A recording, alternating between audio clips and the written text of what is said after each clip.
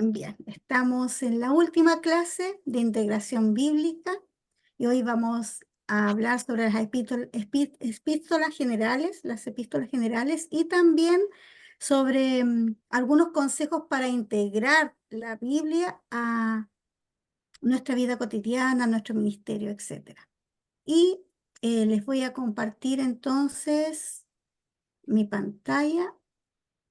Y como siempre les voy a pedir que ustedes vayan diciéndome si lo ven bien, si se ve a pantalla completa, si lo logran ver ahí. Sí, se ve perfecto. Ya, gracias. Bueno, entonces vamos a hablar, ¿cierto?, de las epístolas generales y el Apocalipsis, que fue lo que quedó eh, como saldo de las clases anteriores. Y aquí está, ¿cierto?, la clasificación bíblica nuevamente en pantalla: el Pentateuco, los libros históricos, los libros poéticos, profetas mayores, profetas menores, los evangelios, hechos de los apóstoles, cartas paulinas y las epístolas generales y el Apocalipsis, lo que vamos a ver hoy. Bien, las epístolas generales también se llaman universales, cartas universales.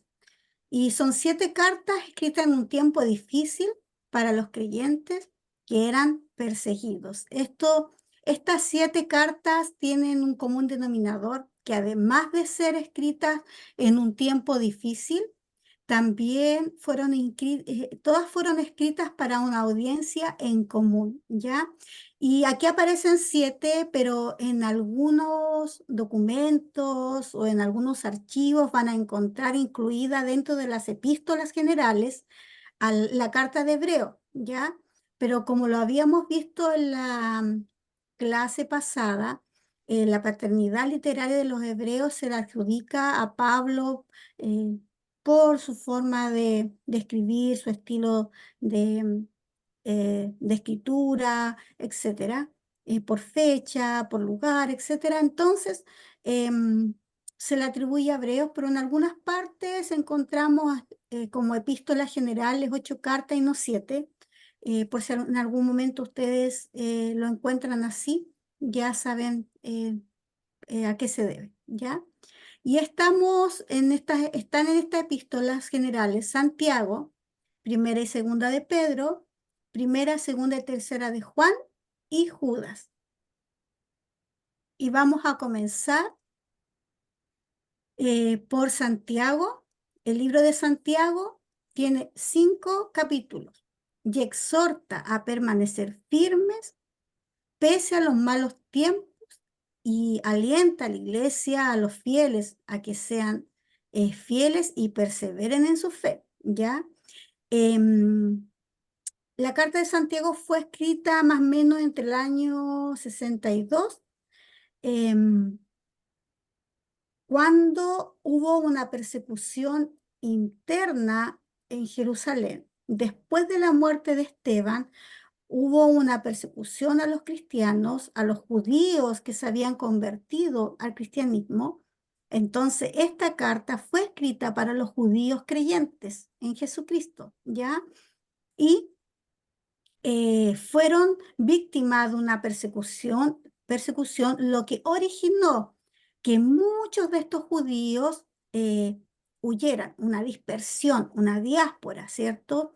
Y por lo general, la mayoría de estas personas, cristianos, nuevos creyentes eh, que huyeron de esta persecución de las cuales eran víctimas, ¿cierto?, se fueron a la ciudad de Fenicia, a la isla de Chipre y a Antioquía, ya que queda en el sector de Turquía, ¿cierto?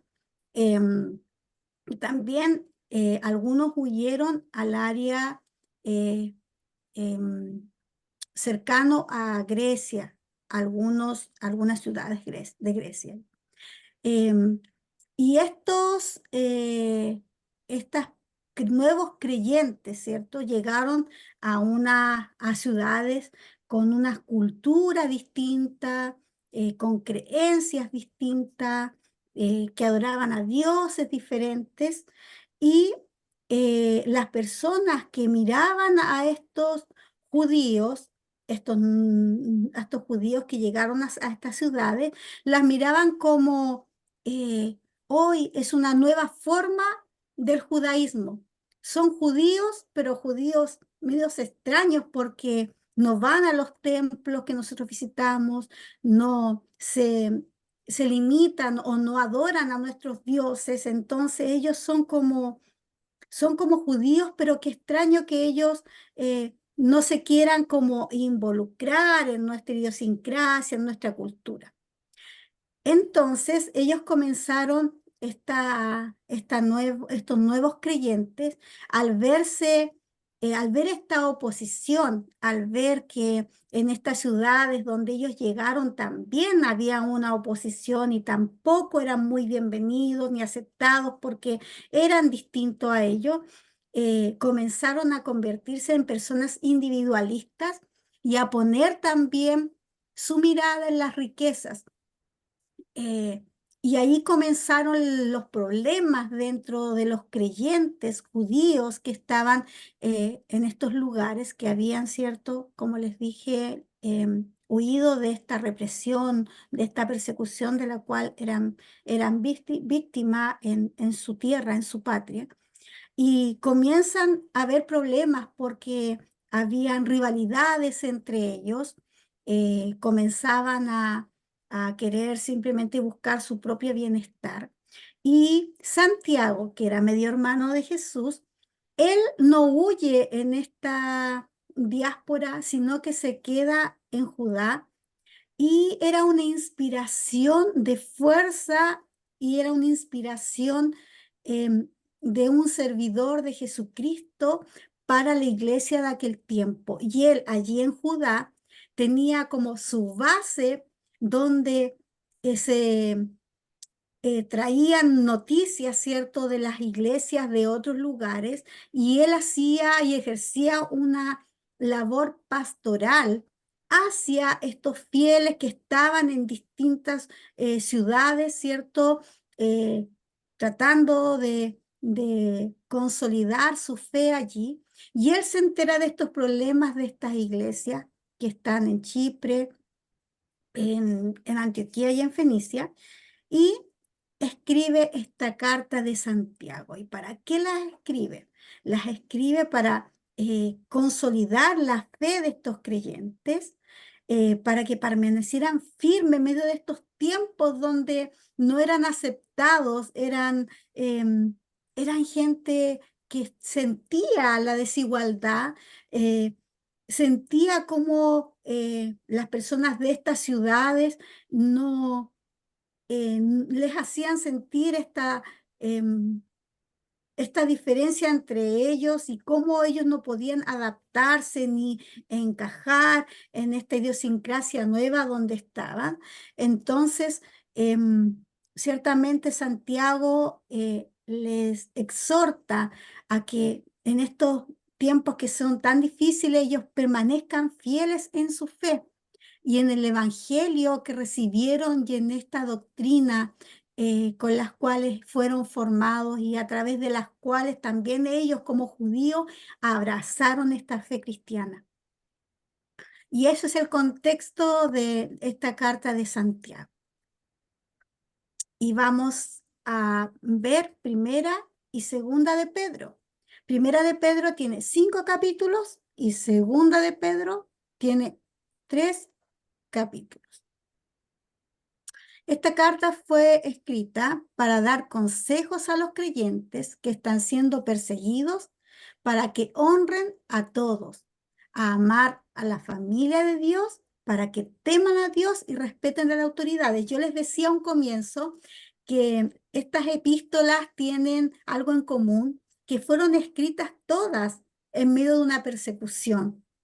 Y la otra cosa que tienen en común, ¿cierto?, es que fue escrita para los judíos. Y Pedro también le escribe a los judíos que emigraron hacia Asia Menor, estaban allí lo que hoy conocemos como Turquía, y estaban estos nuevos creyentes en ese lugar y el estar lejos de su patria para ellos eh, fue difícil. Y de hecho, la primera carta de Pedro se escribe con este propósito porque ellos, al estar lejos de su patria, al estar insertos en otras culturas, comienzan a sentir, hoy no pertenecemos aquí y estamos lejos de nuestras raíces. Entonces, muchos de los judíos que habían abrazado la fe cristiana comienzan a practicar eh, costumbres de su propia cultura judía, pero que los alejaba de esta nueva doctrina,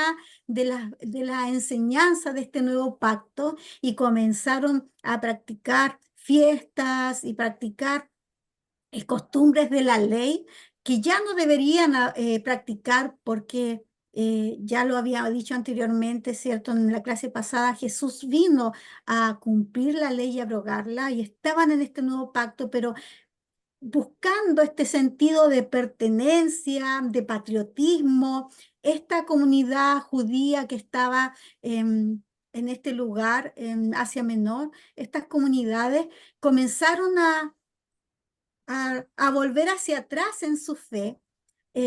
Entonces, Pedro le escribe esta carta para que ellos no vuelvan atrás, porque sin duda también enfrentaron oposición, y la verdad es que ellos, eh, para las personas de estos lugares, estos judíos cristianos eran vistos como una amenaza a la estabilidad de la comunidad, porque muchos también conocían a Jesús a través de su misión evangelística.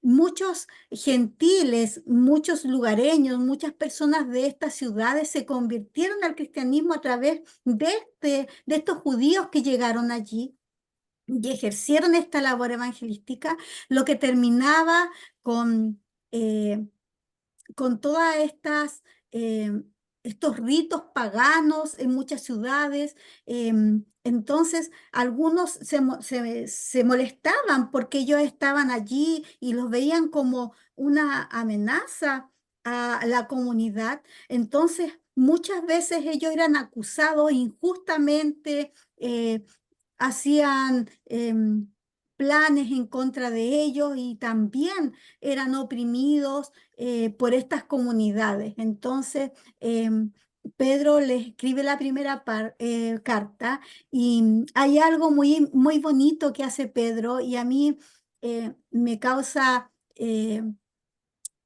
a ver, ¿cómo les digo? Me causa em, emoción el ver cómo estos libros, estas cartas, estas epístolas están marcadas por vidas transformadas por el amor de Dios, porque todos conocemos a Pedro, ¿cierto? Cuando estuvo con Jesús, impetuoso, avasallador, que le cortó la oreja a un soldado, y él siempre estaba allí como dando su punto de vista. Y hoy vemos a un Pedro que en la primera carta que él escribió a esta comunidad, le escribe algo muy curioso si vemos a la personalidad de Pedro, porque él les escribe y les pide que honren a sus autoridades, a las autoridades de estas localidades donde ellos están. Les dice: oigan, respétenlo, tienen que honrarles porque están en un lugar y tienen que respetar estas autoridades.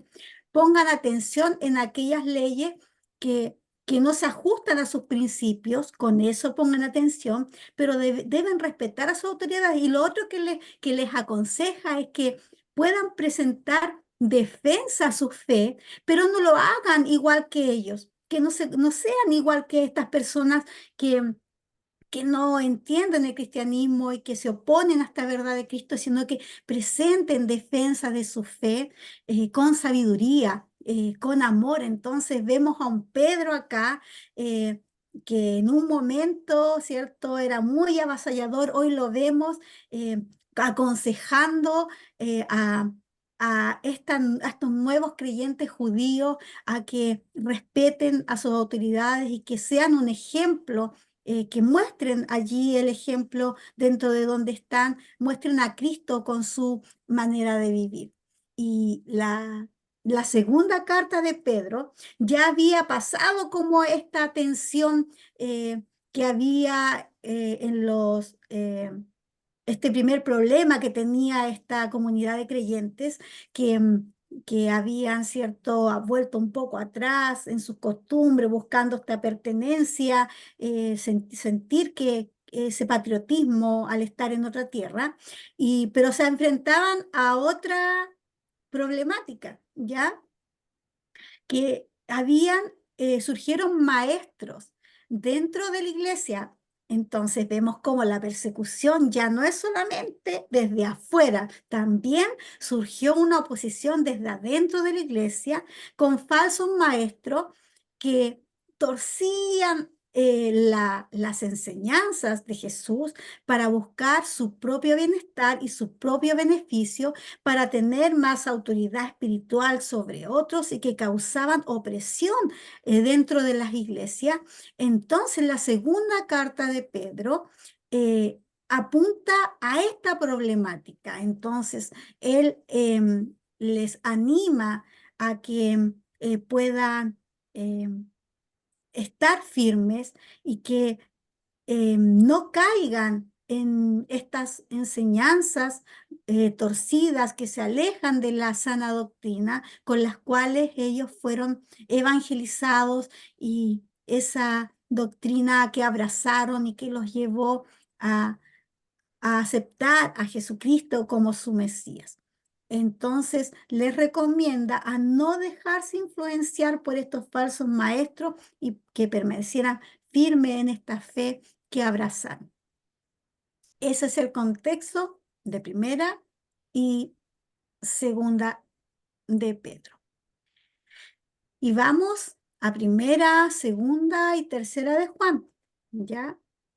Primera de Juan tiene 5 capítulos, segunda de Juan tiene un capítulo y tercera de Juan también tiene un capítulo.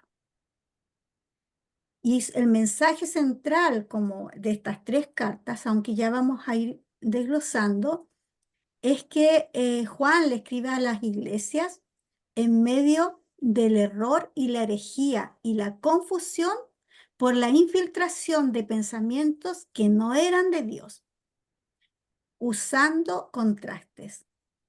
Juan habla mucho de Dios es la luz, ándale en la luz y no la oscuridad, en la verdad y no la mentira. Usa en sus cartas este contraste para poder entregar este mensaje a, a estos nuevos creyentes que también eran judíos y que estaban enfrentando un problema que fue eh, bien, que fue un problema grande en ese tiempo para los creyentes, los nuevos creyentes, que tiene que ver con estas nuevas filosofías.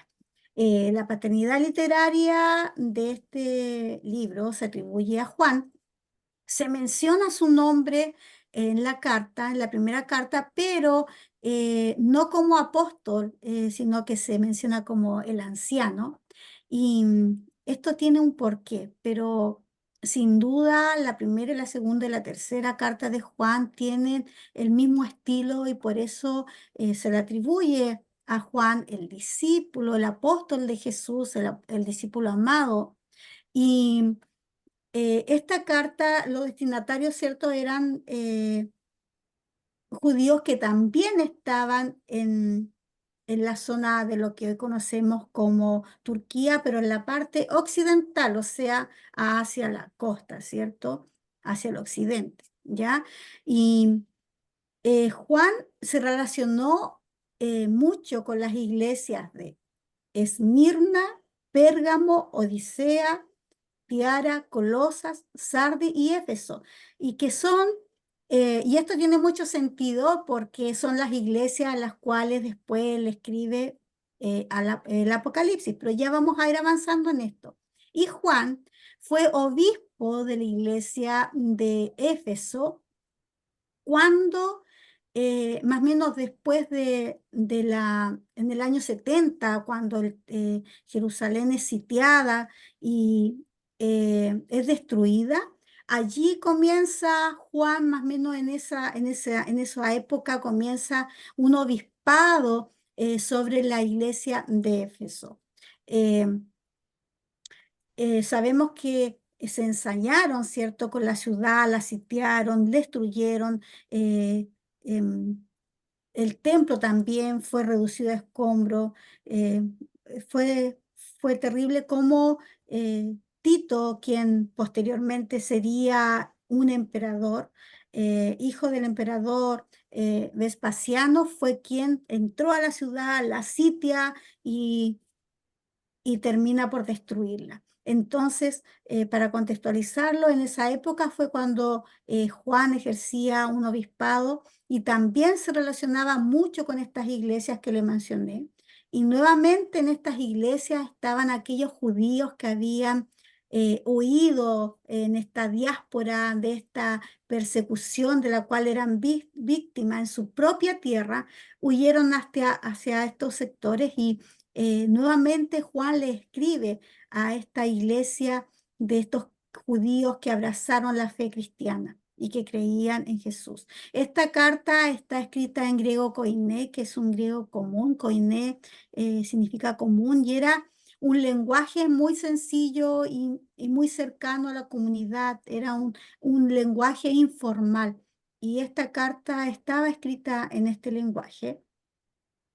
Eh, y bueno, vamos a ver cuál es este pensamiento. Yo sé que ustedes han escuchado hablar de esto, este pensamiento que estaba causando problemas en esta iglesia y también que estaba influenciando a los nuevos creyentes, porque si bien estas cartas que le he mencionado se escribieron para alentar a los judíos, ¿cierto? Que creyeron en Jesús, también sirvieron para alentar a aquellos gentiles que fueron evangelizados y que también abrazaron esta nueva fe en Jesucristo. Y había una corriente filosófica muy fuerte en este tiempo que es el gnosticismo y estaba entrando a las iglesias y confundiendo a las comunidades cristianas con su doctrina, con sus pensamientos.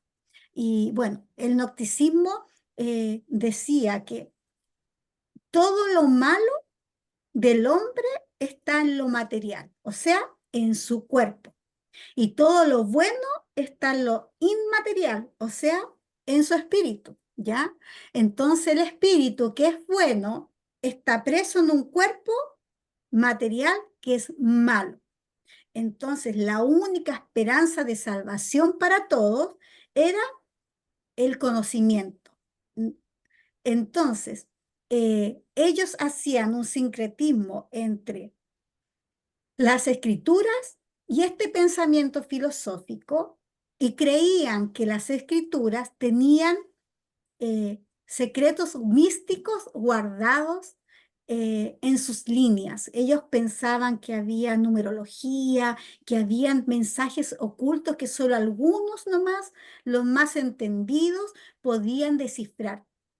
Además de esto, no sé si recuerdan que Pablo, cuando le escribe a los Colosas, les habla de este pensamiento filosófico del dualismo, cuando los dualistas creen también, es una corriente del gnosticismo, y creen, ¿cierto?, que todo lo que tenga contacto con lo terrenal es impuro y que cuando alguien alcanza un rango espiritual o está en este nivel intermedio donde yo hago penitencia, me autoflagelo, me limito en ciertas cosas, eh, en esta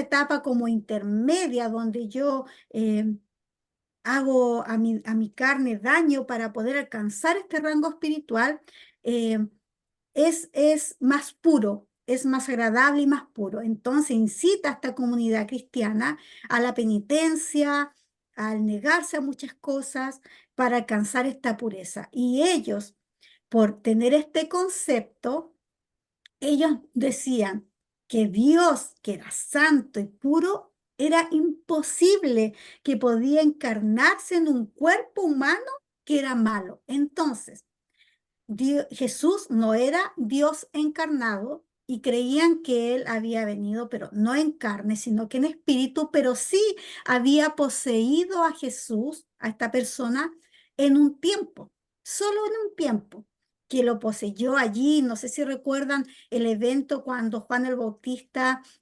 bautiza a Jesús y viene el Espíritu Santo en forma de paloma y se escucha la voz que dice, este es mi hijo amado, ya. Ellos dicen que en ese momento el gnosticismo decía que en ese instante Dios había poseído a Jesús y que antes de que Jesús muriera, había quitado esa posesión de él. O sea que fue Dios solamente por un ratito, por un intervalo de tiempo, porque era imposible que Jesús fuera Dios, porque no podía haber, en este pensamiento dualista también del gnosticismo, no podía haber conexión en lo terrenal con lo divino, porque automáticamente esto era contaminado. Entonces, ellos no creían en la resurrección, porque no decían que aquello que es carne no puede resucitar porque la resurrección es algo espiritual y ellos todo lo que tenía que ver con el cuerpo, con la carne, con lo malo, lo alejaban y lo separaban de esto espiritual. Entonces, esta enseñanza del gnosticismo se infiltró con mucha fuerza dentro de estos nuevos creyentes y torció las enseñanzas apostólicas y esta sana doctrina con la cual ellos fueron formados, y estos pensamientos comenzaron a infiltrarse. Entonces Juan advierte a esta iglesia de que están en un error, de que esos pensamientos no tienen nada que ver con las enseñanzas de Jesús, que es un pensamiento herético, es una herejía que solamente causa confusión. Entonces, Juan escribe estas cartas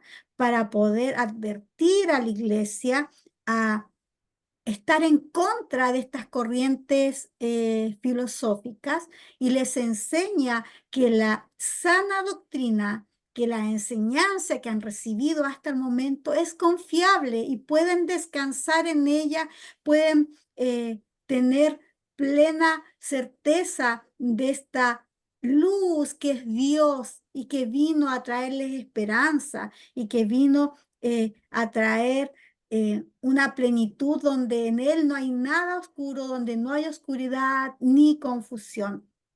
Entonces, en este contexto, Juan escribe estas tres cartas para poder advertir de este error a la iglesia y que ellos no se dejen, ¿cierto?, amedrentar por estas nuevas enseñanzas y que también puedan, a través de estas epístolas, aprender sobre de esta doctrina sana y poder consolidar su fe y también poder hacer frente a estas nuevas doctrinas que se estaban infiltrando, estos nuevos pensamientos filosóficos que tanto daño le estaban haciendo a la iglesia. Y sin duda les motiva, ¿cierto?, al amor y a reconocer a Jesucristo como Dios, 100% hombre y 100% Dios, que vino a darles la victoria a través de su muerte.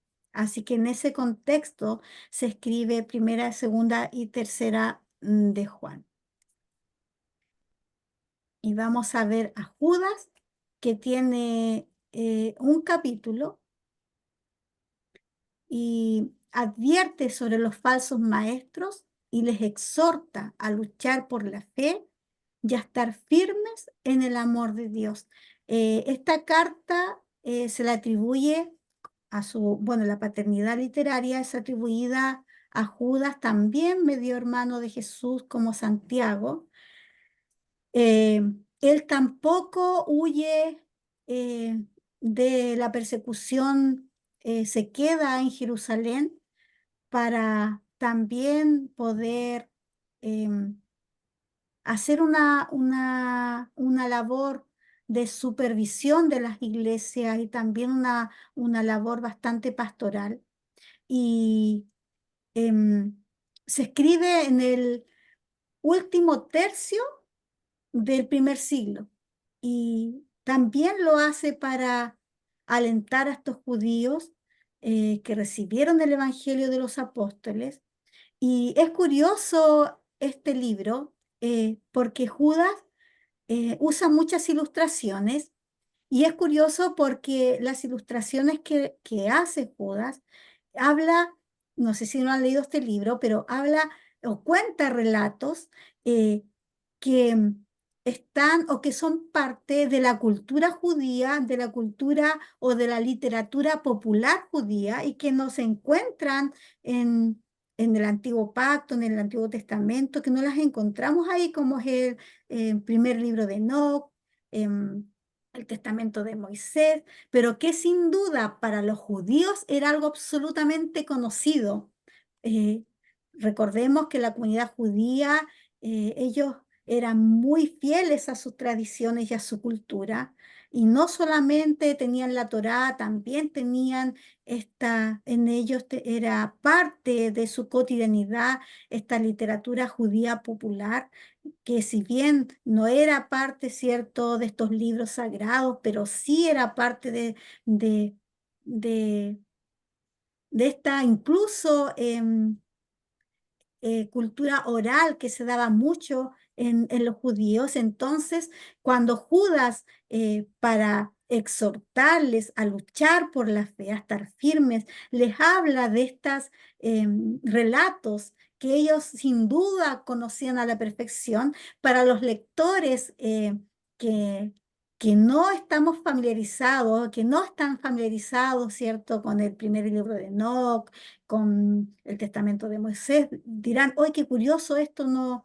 Qué curioso esto que hace Judas, pero él es intencional al hacer esto porque sabía que era algo completamente conocido por los judíos y que iba a alcanzar su propósito a través de estos relatos para advertirles sobre los falsos maestros y cómo ellos debían estar consolidados en su fe y también para que fueran capaces de defender con valentía esta sana doctrina de la cual ellos ya hacían parte, porque sin duda también fueron acusados injustamente y habían estas personas que se oponían y estos falsos maestros, eh, había una corriente también muy erótica en aquellos tiempos que permitía el libertinaje sexual y que miraba esta gracia, este nuevo pacto, este, este tiempo de gracia como casi un periodo de libertinaje, donde enseñaban ellos que ya podían hacer lo que quisieran, podían pecar, después pedían perdón y eran perdonados, entonces enseñaban estas doctrinas y hacían que esta iglesia fuera una iglesia débil y que una iglesia que se dejaba influenciar por estos maestros y que dudaba de su fe producto de estas enseñanzas y que también tendía a abusar de esta gracia y a, a continuamente estar pecando, llevando una vida poco ética y que obviamente no se espera de un nacido de nuevo, de un creyente, de un seguidor de Jesús. Así que Judas a través de esta carta, él se entera, ¿cierto?, estando allí en Jerusalén y escribe esta carta eh, para advertir y para exhortar a esta iglesia a que, a que fueran firmes y a que rechazaran estas enseñanzas y que también ellos con valentía pudieran em, defender su fe y que esta gracia no les daba licencia para la inmoralidad, sino que eh, por el contrario, esta gracia debía hacerles querer no pecar y no fallarle a Dios por ese amor eh, correspondido a quien lo dio todo por ellos. Así que ahí estamos con las epístolas generales y pasamos a Apocalipsis, ¿ya? Su nombre significa descubrimiento o revelación y es el último libro del Nuevo Testamento conocido también como la Revelación de Juan, libro de carácter profético, donde se encuentran una serie de revelaciones referentes a los últimos tiempos, y cuando veamos el contexto de Apocalipsis vamos a darnos cuenta por qué se hace tanto énfasis en el libro de Apocalipsis hacia los últimos tiempos.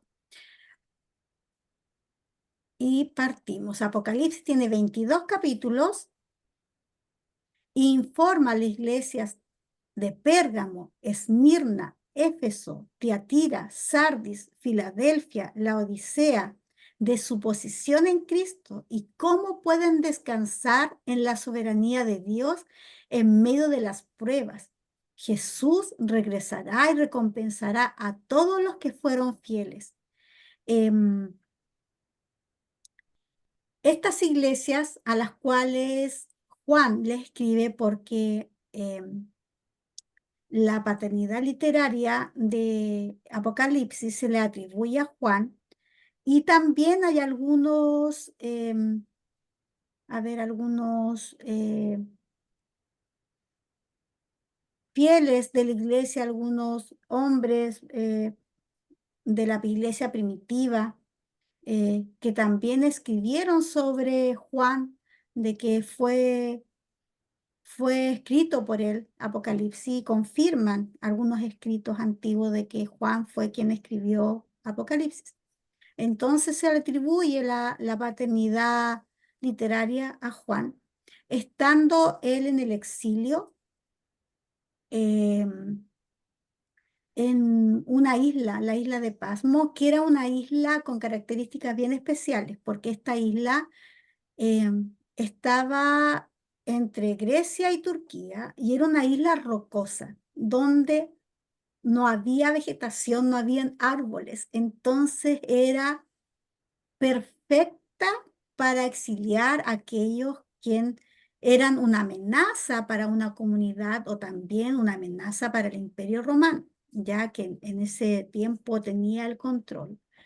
Y en estas iglesias de Pérgamo, Esmirna, Éfeso, Tiatira, Sardis, Filadelfia, la Odisea, estaban nuevamente aquellos judíos, nuevos creyentes, y que Juan les escribe a través de esta visión que tiene, ¿cierto? Y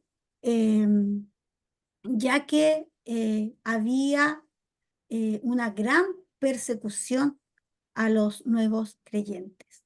Existen dos teorías sobre en qué época se escribió, y quiero referirme a ellos porque habla mucho sobre el contexto que estaban viviendo estas iglesias, y de las cuales era parte de su cotidianidad, eh, de su realidad como nuevos creyentes. Y una de ellas es que se dice que que se escribió en la época donde estaba el emperador Nerón, en el año 68, por varias razones, porque cuando en el capítulo 17 de Apocalipsis se hablan de estos 7 reyes, se dice que cuando se escribiera el Apocalipsis estaba el sexto rey eh, gobernando, ¿ya? Entonces, los que creen que fue escrito en esta época cuando Nerón estaba gobernando, comienzan a contar 7 reyes, desde Julio César hasta Augusto César, y ahí encajaba perfecto Nerón, eh, y pensaban que por esta coincidencia, ¿cierto?, fue escrito en este año 68. Además que en el capítulo 11 de Apocalipsis se habla del templo de Israel, y sabemos todo, ¿cierto?, como lo mencioné anteriormente, que en el año 70 fue la destrucción, y se supone que cuando escribió Juan este libro de Apocalipsis, el templo todavía estaba. Entonces, como 2 años después que dejó de reinar Nerón en el año 68, fue destruido Israel, y fue destruido, o sea, Jerusalén, y fue destruido el templo y todo, calzaba la fecha con que podía coincidir que por eso Juan menciona en el capítulo 11 de Apocalipsis el templo. Y además, otra de las coincidencias para ellos era que había persecución. Y Nerón fue un persecutor o perseguidor de la iglesia cristiana, de los nuevos creyentes.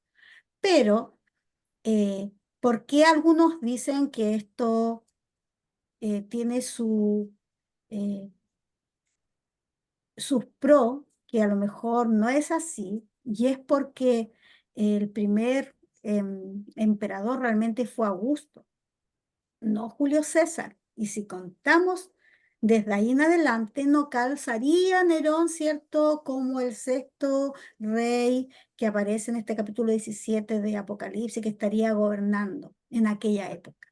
Entonces dicen, no, no es en esta época.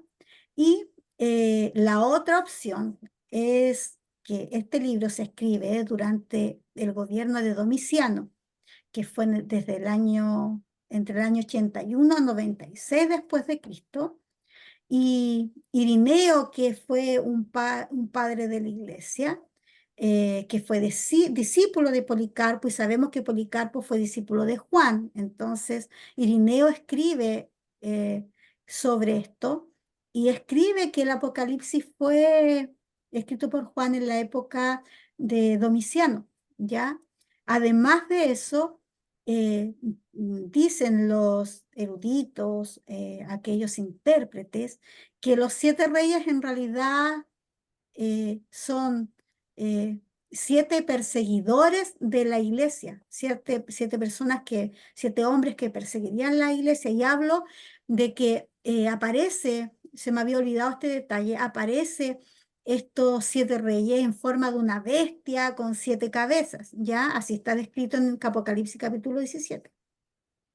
Entonces dicen que realmente lo que pasaba acá es que eran 7 perseguidores de la iglesia. Y comienzan a contar desde Calígula en adelante, que fue uno de los perseguidores de la iglesia, y comienzan a contar, y calza perfecto el sexto con Domiciano. Además de que los escritos históricos cuentan de que Domiciano fue peor que Nerón en cuanto a la persecución a los cristianos. Era cruel, cruel en la forma en que castigaba a aquellos que abrazaban la fe cristiana. Prendía antorchas con los cuerpos de ellos, le echaba brea y los prendía como antorchas. Eran torturados. Fue muy cruel. Y otra de las cosas que hace pensar de que fue escrita en esta época es que Domiciano quería ser adorado como Dios en vida. Por lo general, eh, los emperadores, ellos se creían dioses en la tierra y eran venerados, pero existía una veneración por ellos, una adoración hacia ellos de una forma más intencional y más profunda cuando ellos morían, eran venerados.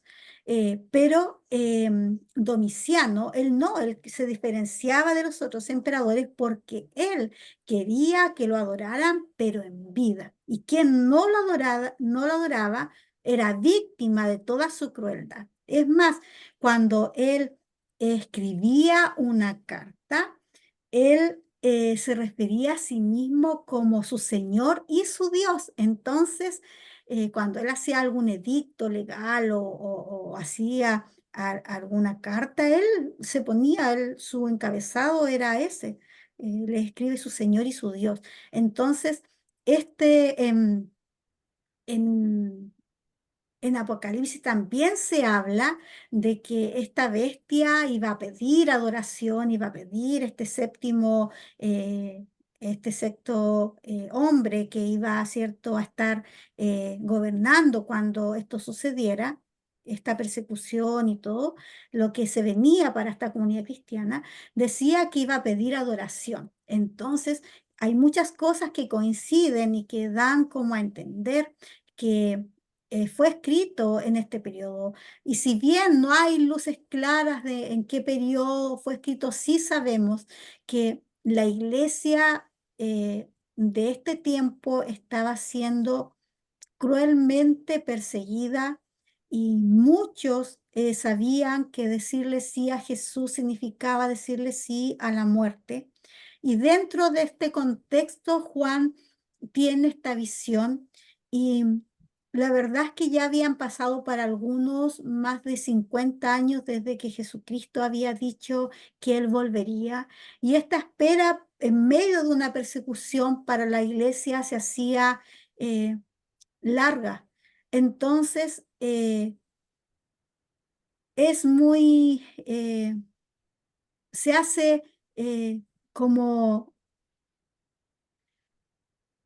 muy, para Juan es muy lógico, perdón, es muy lógico que Juan haya escrito y haya hablado tanto de los últimos tiempos porque esta iglesia necesitaba ser animada sobre su esperanza, de la esperanza de que Jesús iba a volver y que Él iba a tener la victoria sobre la opresión y que Él iba a venir a destruir a los enemigos y que Él iba a hacer una nueva creación, ¿cierto? Se habla de la nueva tierra y el cielo nuevo, de esta nueva Jerusalén que desciende y la iglesia, estas iglesias, estas comunidades que abrazaron la fe cristiana, sin duda necesitaban imperiosamente ser animados en su fe y sin duda Jesús lo sabía, Dios lo sabía y por eso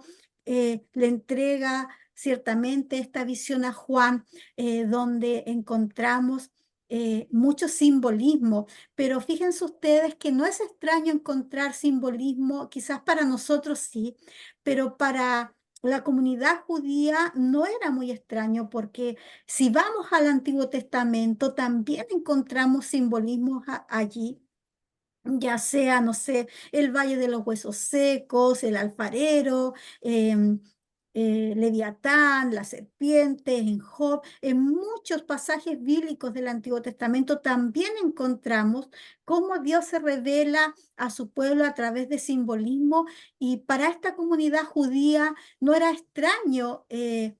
Esto para nosotros sí nos confunde un poco. Algunos evitan leer el libro o estudiar el libro de Apocalipsis porque creen que es muy complejo. Y qué hermoso es cómo ya comienza este libro de Apocalipsis en su primer capítulo con una bienaventuranza para quienes leen este libro y guardan lo que está escrito. O sea, debiera ser para nosotros motivo de alegría el poder leerlo y estudiarlo. Entonces, este mensaje que es importante y es primordial dentro del libro de Apocalipsis, que habla de los últimos tiempos, de esta venida de Jesús, se hacía imperioso para fortalecer la fe de estos nuevos creyentes que estaban siendo atormentados, torturados, perseguidos y para los cuales no era fácil abrazar la fe cristiana. Entonces, Juan, allí en este libro que es sin duda un libro, como se lo mencionaba, profético, porque habla, ¿cierto?, de lo que iba a venir. Y también, además de profético, es un libro apologético porque habla de los últimos tiempos.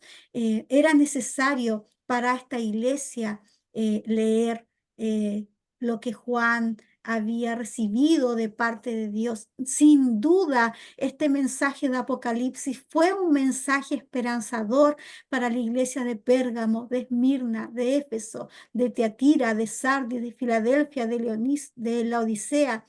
Y también hoy en día para nosotros que aún tenemos esa esperanza puesta en Jesús y en su regreso.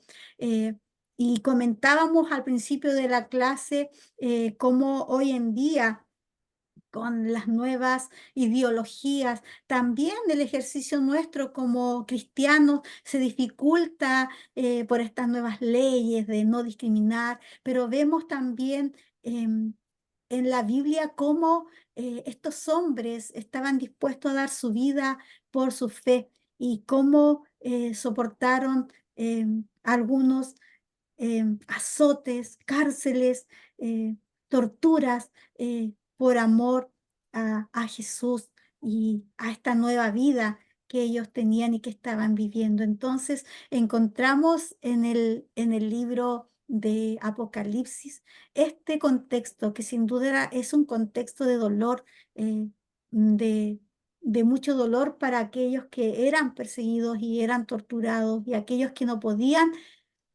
expresar su fe.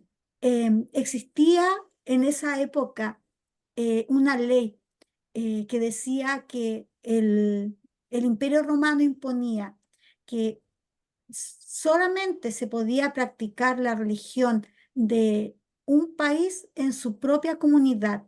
Em, por ejemplo, estos pensamientos filosóficos, este sincretismo que tenía Grecia, se podía practicar solo ahí en Grecia, en distintas en sus localidades, pero existía una excepción.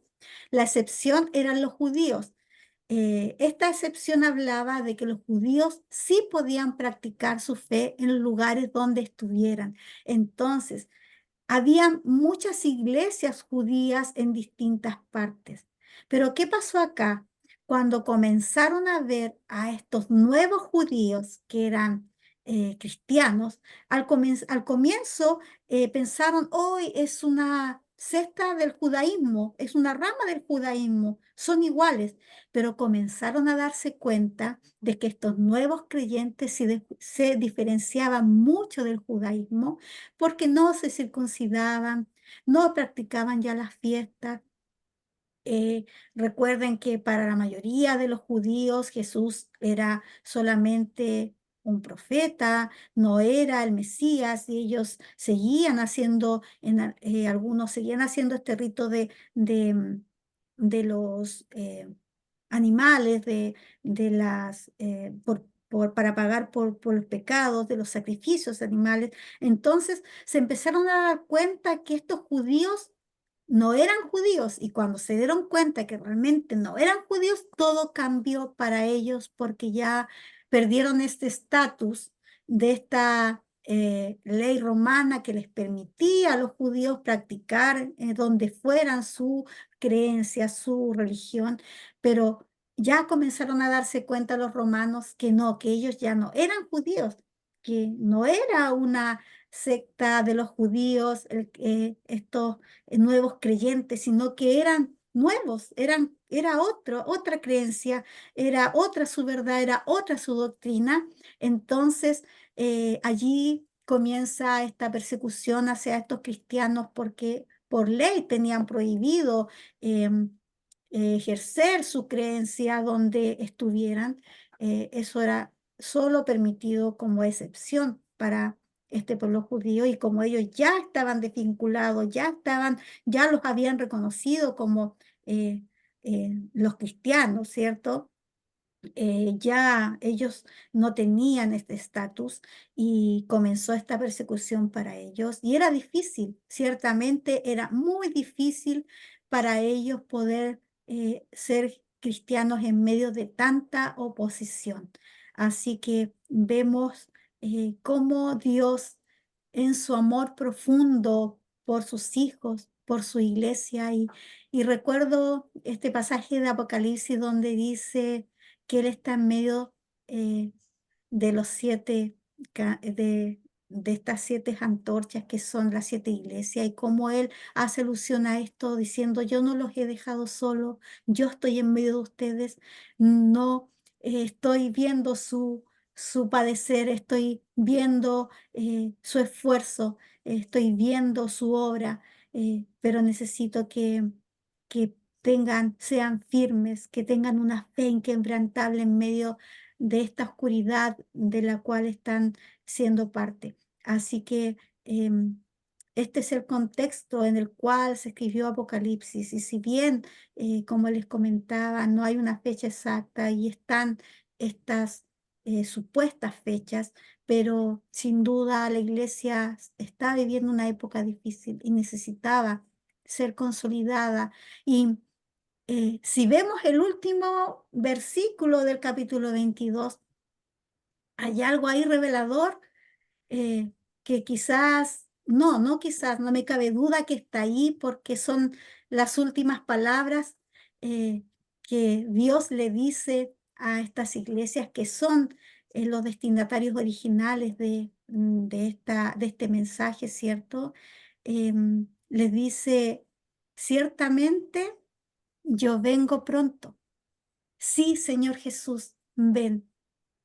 Em, Qué hermoso cómo Dios a través de esto refuerza, a través de este último versículo, reafirma eh, su venida. Es como animarlos a decir, pongan la mirada en mi victoria, yo vengo, sean fieles. Eh, y ciertamente estas comunidades cristianas eh, recibieron paz a través de este mensaje enviado a través de Juan a, a estas iglesias y a esta comunidad de creyentes.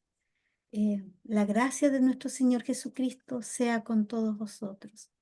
Juan termina con estas palabras y alentando que ciertamente Dios venía, Jesús venía en breve. Y bueno, este es el contexto del libro de Apocalipsis. No sé si hasta ahí vamos bien. ¿Hay alguna pregunta, alguna acotación? Sí, Mariel preguntaba ¿Ya? si se sabe a las cartas de Pedro a quienes fueron dirigidas, si fueron a las mismas iglesias que las que Sí, dirigió Pablo. sí, sí. De hecho, es curioso, pero las cartas de Pedro también están dirigidas a la comunidad judía que estaba en lo que hoy conocemos como Turquía. Lo que pasa es que algunos emigraron al lado norte, otros hacia el lado occidental, pero en toda esa zona muchos judíos emigraron hacia ese sector. La verdad es que pienso que debe ser producto de que es un territorio más o menos cercano porque está dentro del área, ¿cierto?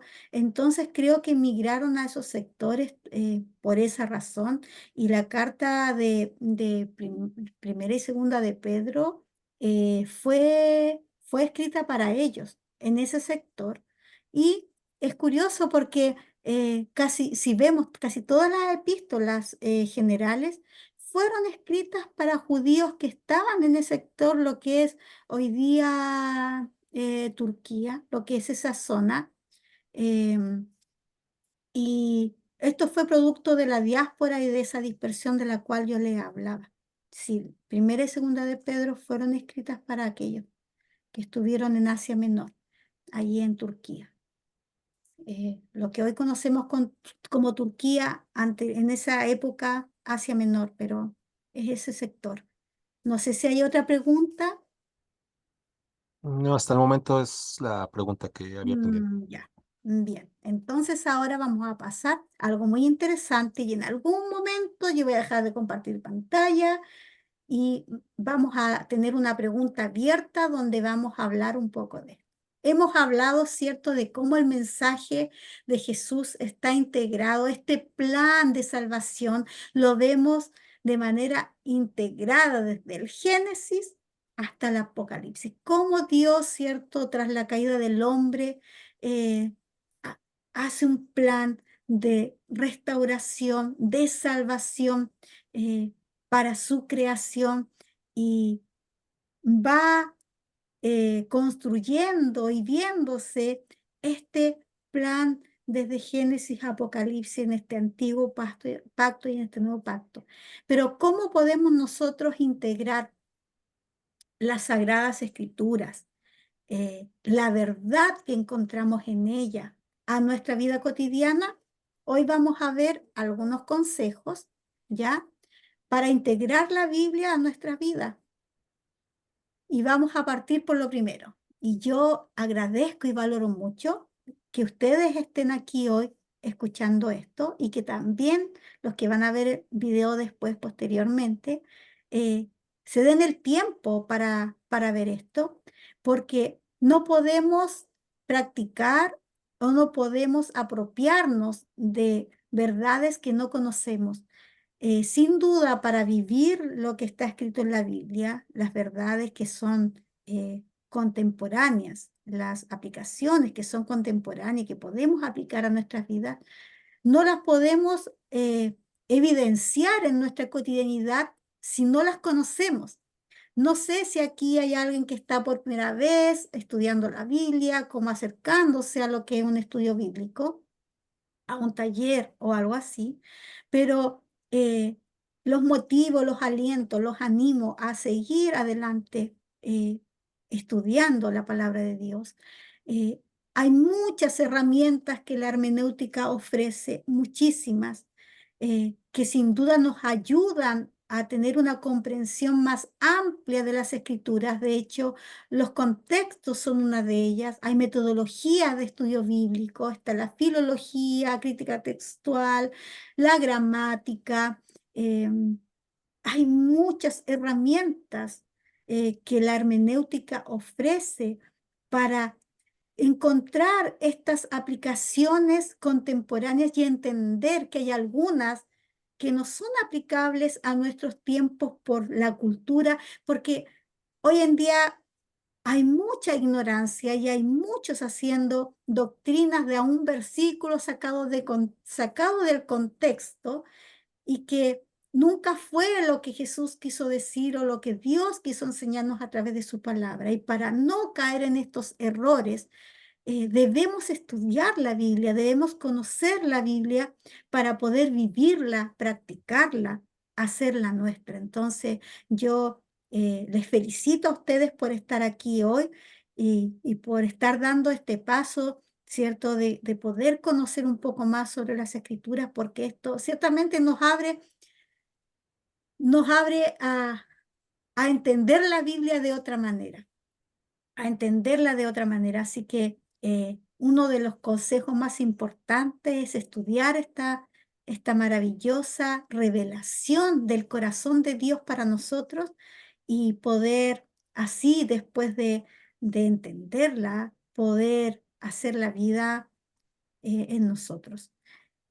Y hacer de un tiempo devocional una prioridad es clave para poder integrar la Biblia en nuestra vida, porque nuestros tiempos devocionales son esos tiempos a solas con Jesús, donde nos relacionamos con Él en oración, pero también tomamos nuestra Biblia para leerla y no solamente observarla y pasar, sino que hacernos preguntas sobre lo que estamos leyendo, tener una lectura intencional y también aprender de lo que estamos allí leyendo. Y eso no lo tendríamos si no somos intencionales al apartar un tiempo como una prioridad, así como tú te levantas en la mañana y te lavas los dientes o tomas desayuno antes de ir a trabajar. En algún momento del día, a algunas personas les acomoda mucho la mañana porque dicen que las tardes les da sueño, otros dicen que no, que la mañana no pueden, que la tarde sí, sin importar el horario, pero busca ese tiempo a solas con Jesús, busca ese tiempo donde tu vida sea nutrida por su palabra y donde puedas estar a solas con Él. Creo que nuestro mayor ejemplo es Jesús. Él, siendo Dios, buscó siempre estar a solas con su Padre, orar y tener estos tiempos con Él. Y nosotros también, sin duda, lo necesitamos en nuestra vida cristiana. Eh, Establecer un tiempo de devocional familiar también es importante, porque somos parte de una familia. No sé si aquí hay personas solteras, casadas, no lo sé, pero sin duda hay alguien con quien vives. Qué bonito es compartir de aquello que Dios te está enseñando con otros. Y qué lindo es escuchar a otros, cómo también pueden compartir lo que ellos han estado aprendiendo contigo. Eh, Qué bonito es poder tener un corazón enseñable, y esto se da cuando nosotros tenemos un tiempo compartido, aparte, ¿cierto?, de nuestro tiempo devocional a solas. Podemos involucrar a alguien de nuestra familia, y si tú estás sirviendo a Dios solo en tu casa, eh, y no hay nadie más con quien compartir esto, ya viene también una opción para ti, aunque no es malo tratar de alguna manera de involucrar a nuestra familia, ¿cierto? Pero muchas veces nuestro ejemplo es el que arrastra y nosotros somos el mensaje. Ejerce una disciplina centrada en los principios bíblicos. Esto de la disciplina tiene que ver con un hábito y con tus objetivos. Eh, no sé si tienes aspiraciones o objetivos en Cristo como seguidor de Él, pero el tener una disciplina, el abrazar estos desafíos diarios, no sé tú, pero por ejemplo, te comento algo muy personal. Yo en el día siempre estoy viendo en qué me cuesta a la luz de la Biblia, en qué fallé hoy, qué fue lo difícil para mí enfrentar hoy.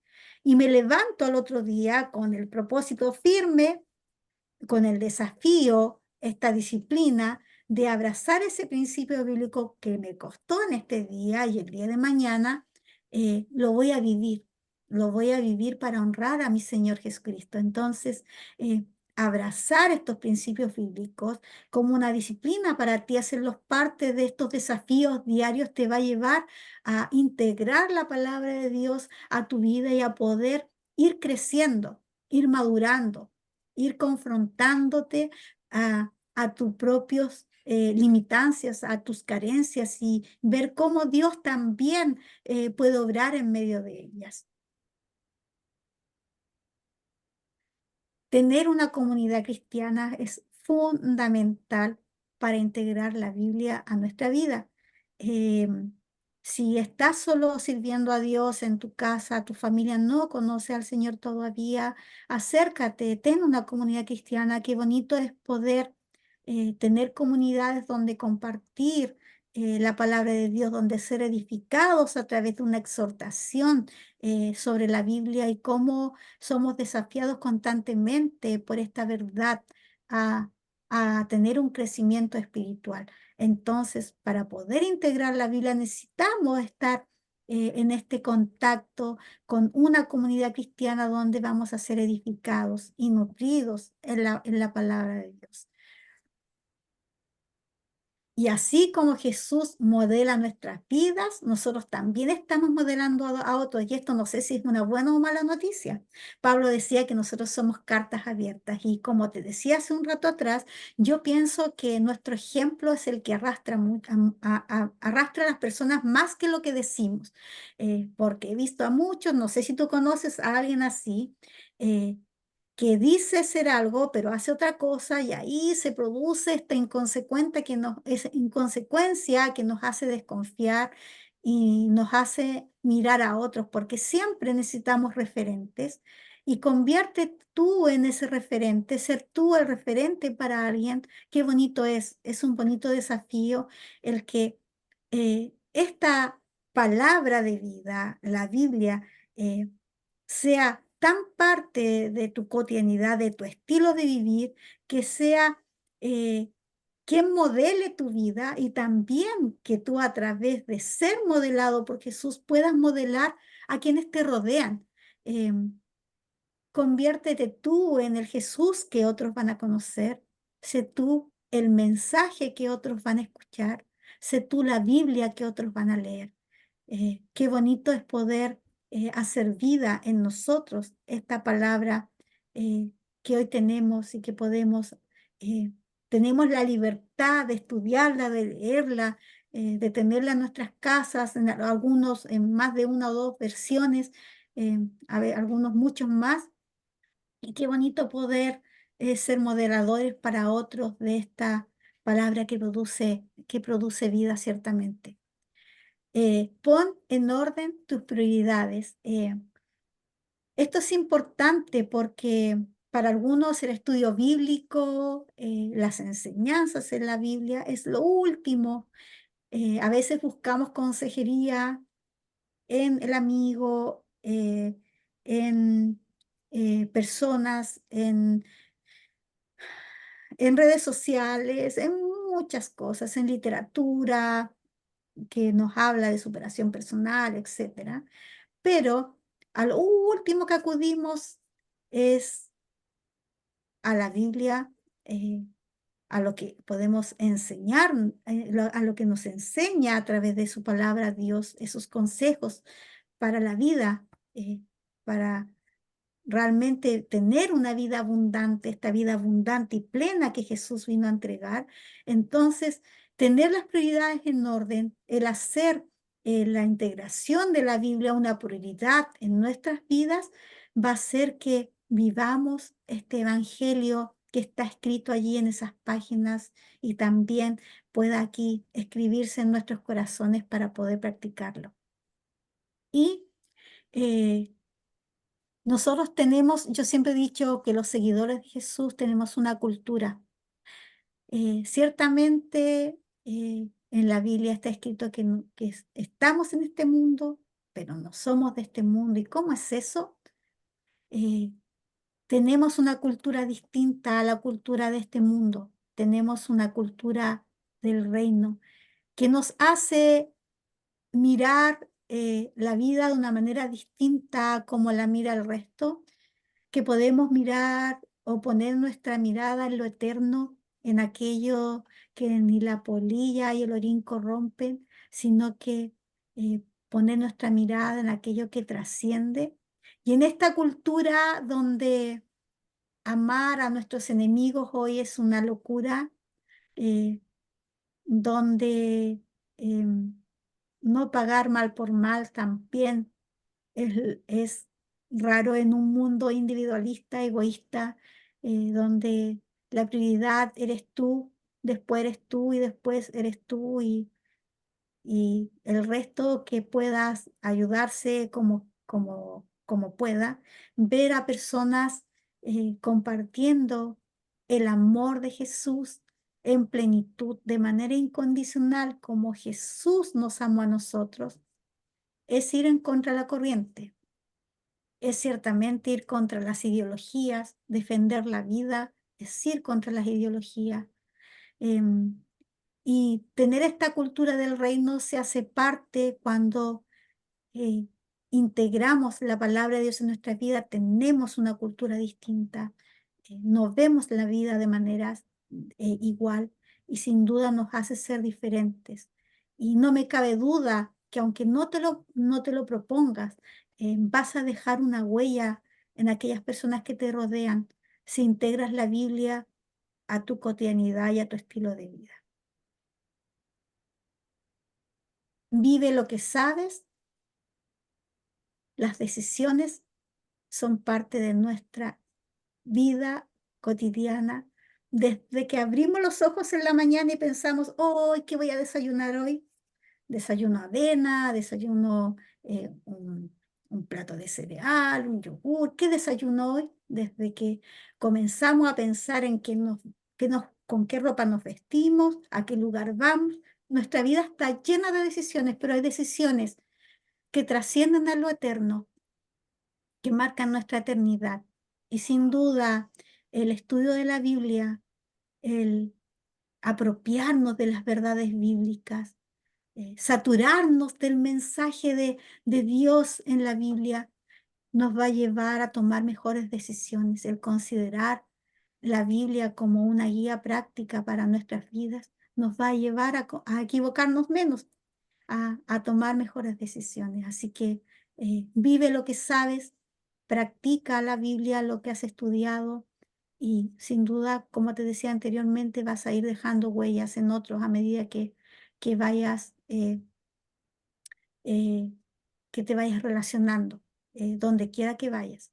No sé si te ha pasado alguna vez, pero a muchos, sin ni siquiera hablar, hay personas que se dan cuenta de que tienes algo especial, algo diferente, y eso lo hace Dios en tu vida, y eso lo hace estas enseñanzas que hemos abrazado como estilo de vida.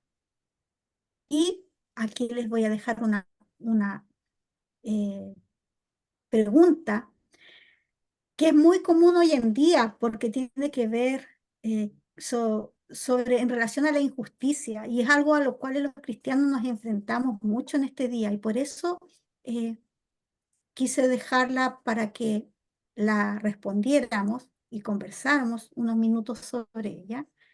Y la pregunta es esta: ¿qué le dices como creyente a una persona enferma o que atraviesa un difícil proceso? ¿Cuál es el balance entre el milagro y la voluntad de Dios? Te pongo en contexto. Eh, por lo general, cuando vemos a alguien sufrir, voy a dar un ejemplo cercano. Yo tengo un amigo cercano, creyente, eh, cristiano, de estos cristianos que son inspiración para tu vida, que hace muy poquito le diagnosticaron un cáncer, y un cáncer bien severo. Entonces, ¿dónde está ese balance entre decirle, espera tu milagro, pero está la voluntad de Dios? Porque ser cristiano no nos exime de estar en este cuerpo natural, ¿cierto? Que se enferma o que tengamos que enfrentar situaciones difíciles. Entonces, ¿dónde encontramos ese balance entre el milagro y la voluntad de Dios? Y yo quiero eh, escucharlos a ustedes, que alguien pueda, no sé, abrir el micrófono para poder, que alguien se atreva como a darme su opinión sobre esta pregunta. ¿Hay alguien que... Bueno, pues yo no he pasado por algo así como para decirle algo a una persona, así como el ejemplo que usted pone, hermana, de ese proceso tan difícil que es como pues como esa enfermedad. Pero lo que yo le diría, o bueno, lo que yo le diría es, eh, si la persona no es cristiana, pues lo llevaría al arrepentimiento, ¿verdad? A entender la condición en la que se encuentra. Pero si la persona ya es creyente, pues yo le diría a esa persona que Dios es el mismo ayer, hoy y por siempre. O sea, Dios puede hacer los milagros que Él hizo en el pasado, pero que también la voluntad de Dios siempre va a ser lo mejor para nosotros. O sea y que Él tiene determinados nuestros días aquí en la tierra. Él conoce nuestro principio y nuestro final. Y en ocasiones permite que pasemos este tipo de situaciones, ya sea por nuestras malas decisiones o, pues sí, ¿verdad? A veces por nuestras malas decisiones, por no cuidarnos y así, pero también en otras ocasiones porque Dios quiere como perfeccionar nuestra vida, nuestro carácter antes de que ya pues vayamos con Él. Entonces yo le diría que cuando Dios decide que nosotros vayamos o sea, ya nos muramos, partamos de esta tierra, es porque Dios sabe que todo va a estar bien y que en medio del proceso de la enfermedad, del dolor, del tiempo difícil, Él va a estar con nosotros y que su fortaleza va a ser sobre su vida y esa fortaleza la va a recibir con la palabra de Dios y con la comunión con Dios, o sea, que se aferre a Dios, porque pues todos nos aferramos a la vida, ¿verdad? Porque no sabemos qué hay más allá, pero lo que Dios promete en su palabra es pues lo mejor, ¿verdad? Yo creo que el día que lleguemos a la presencia de Dios va a ser el día más feliz y más extraordinario de toda nuestra existencia, porque en ocasiones pues se dice, no, pues cuando tuve un viaje, cuando logré este proyecto, cuando tuve éxito en la vida, cuando soy padre o madre o así, pero no, de verdad que son pequeñeces a lo que vamos a sentir cuando ya estemos en la presencia de Dios. Entonces eso, anclar nuestra esperanza y nuestra confianza en Él y mientras está el proceso, pues fortalecernos. Y como decía el apóstol Pablo, ya sea que vivamos o que muramos, somos del Señor. Entonces, que tome aliento, pues, en su vida con la palabra y con su cercanía con Dios. Yo le diría eso. Genial, Lucero, gracias por compartirnos tu pensamiento. No sé si hay alguien más que, que quiera responder esta pregunta. ¿Cómo lo harías tú cuando alguien está enfrentando una situación así? ¿Qué le dices? Profesora, buenas Ujú. noches. Mayori, hola, buenas noches.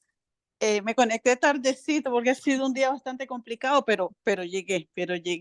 Bien, Y escuché su pregunta. ¿Me permite participar? obvio, sí, participa nomás. Gracias, Permíteme. gracias.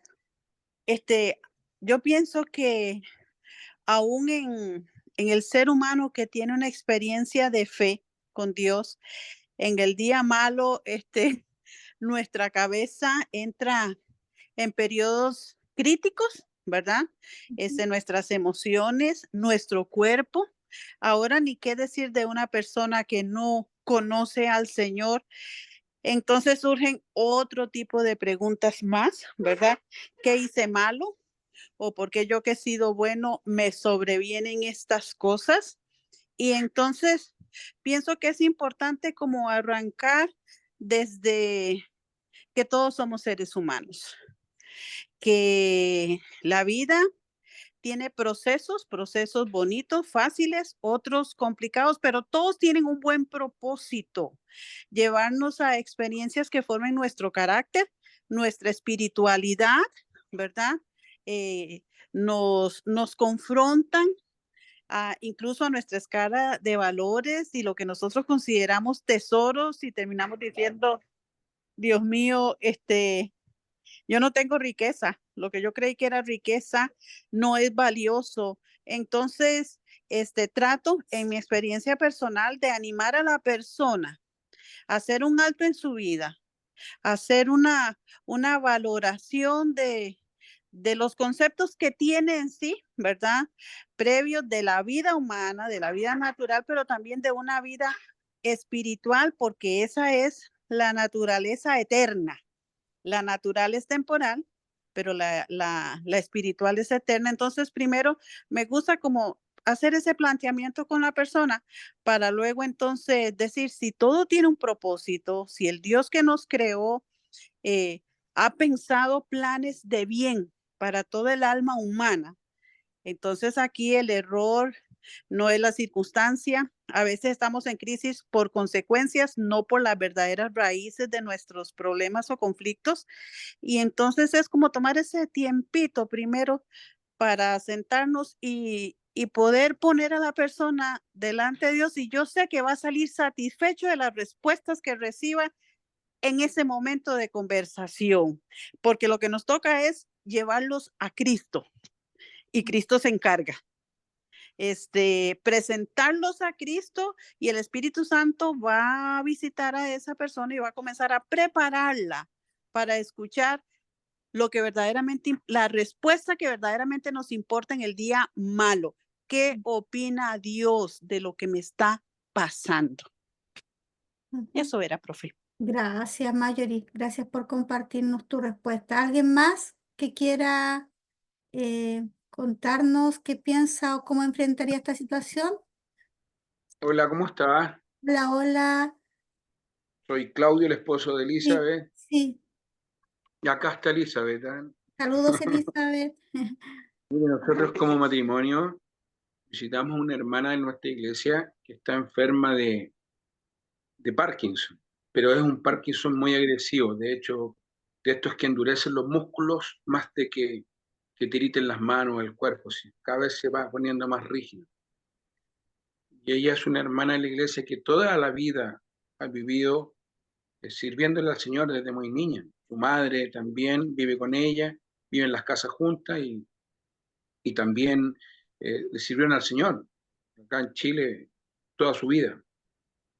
Entonces yo me admiro de la grandeza y de la convicción que ella tiene, porque de un día de verla tan alegre, porque además encima es joven, es una mujer joven que debe tener 50 años, mujer joven que llena de alegría de vida y que del tiempo de la pandemia fulminantemente se ha ido complicando y ella no pierde la esperanza y se lo deja a mano a Dios y que Dios haga su voluntad y que todo se lo entrega a Dios, todo. Y de hecho su esperanza es que su marido, su hijo, todos sigan el camino del Señor, como ella lo hizo. No reprocha nada y es admirable verla en realidad, es admirarla. Entonces, Yo que la voy a visitar con mi esposa, ¿qué le puedo decir? No, no, cuesta, pues cuesta, al contrario, yo me vengo bendecido de ver la fortaleza que ella tiene y la confianza en Dios. Ujú. Por otra parte, no voy a hablar porque tu pregunta va siempre en un creyente. Entonces, generalmente un creyente en Dios, cuando tiene una situación, siempre pone la fe en que Dios va a hacer. Siempre es que Dios va a hacer, no es que yo tengo fe que Dios va a hacer. Dios va a hacer y así es la vida del cristiano a nosotros. Ponemos la fe en nuestras capacidades y en cosas que a lo mejor no son voluntad de Dios. Entonces, tampoco entendemos por qué no son voluntad de Dios, porque de una otra forma, cuando el proceso termina, hay un aprendizaje. De parte de Dios hay una enseñanza, hay un porqué. Hay algo que uno tiene que saber de que por qué Dios hizo esto. Y eso es lo que tenemos que aprender y muchas veces muchos hermanos o muchos creyentes no lo aceptamos a veces. No aceptamos esa voluntad de Dios.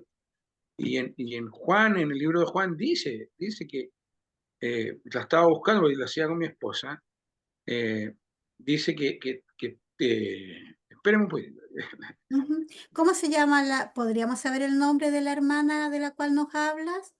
se llama Ruth, la Ruth. hermana Ruth, la hermana Ruth, mi hermana Ruth y Dios le bendiga mucho.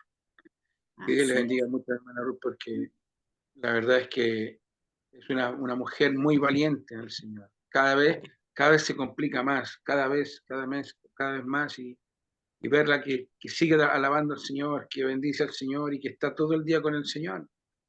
Y que su voluntad, lo que Dios quiera. Si Dios me sana, que me sane. Si Dios no me sana, no me sana. Si me lleva, que me lleve. Llegaré a la batalla, ganaré la carrera, primero que todo, estaré con Él. Y esas son las cosas que ella no baja la fe, no caudica en ese sentido. Y dice en el libro, dijo, y esta es la confianza que tenemos en Él, que si pedimos alguna cosa conforme a la voluntad, Mm. Él nos oye. Ujú. Muchas veces pedimos conforme a nuestra propia fe, a nuestra voluntad, nosotros lo que queremos, pero no siempre la voluntad de Dios.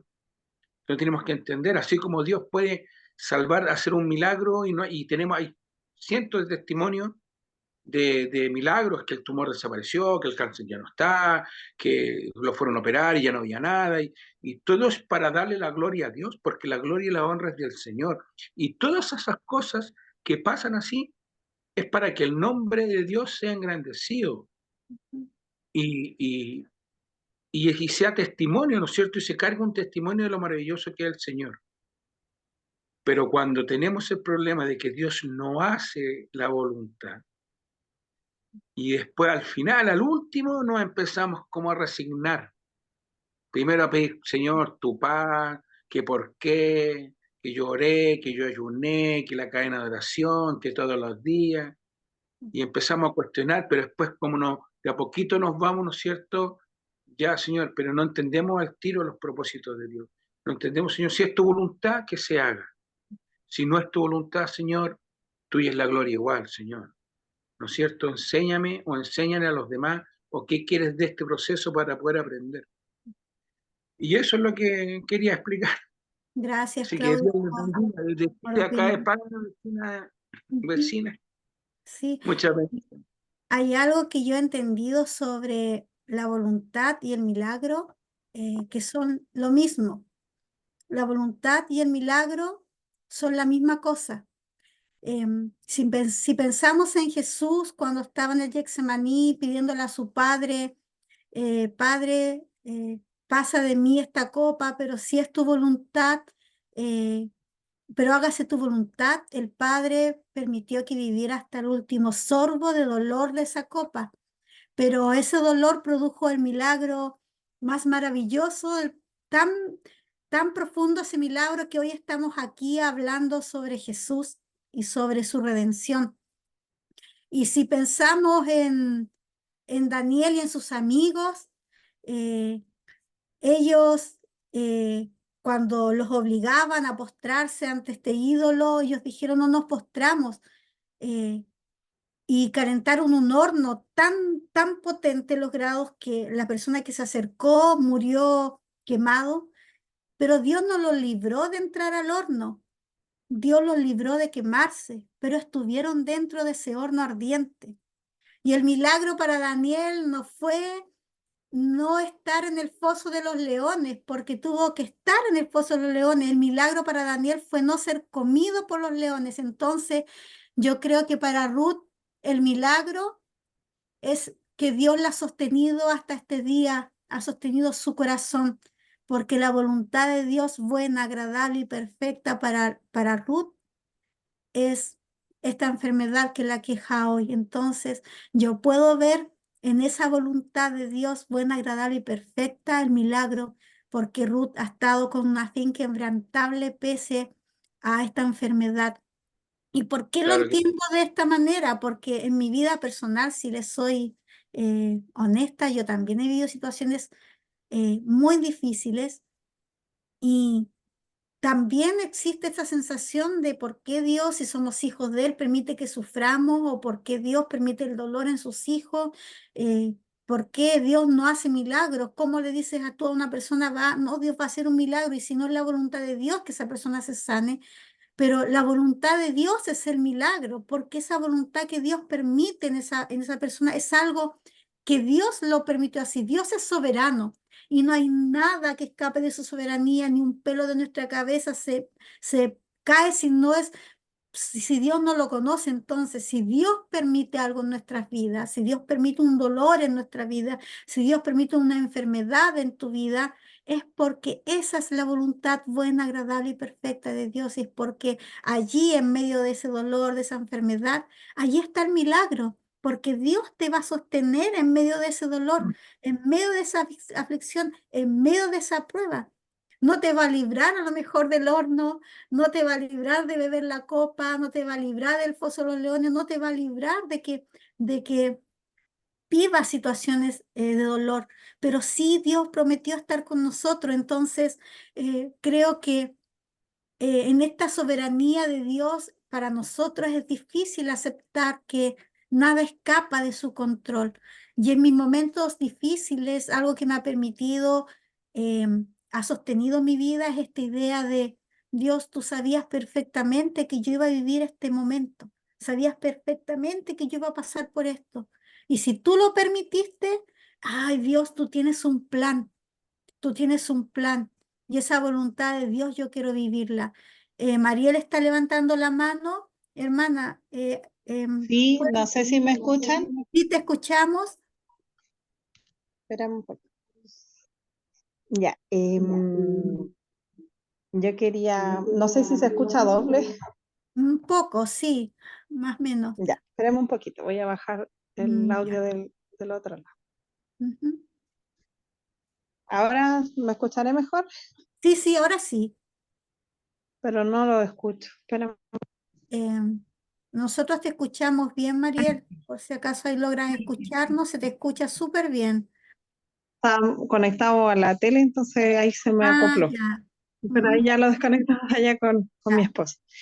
Yo quería acotar, bueno, primeramente la pregunta, bueno, va dirigida siempre a qué pasa si nosotros nos enfrentamos con una situación en donde otra persona se encuentra con la dificultad, por lo que entendí la pregunta.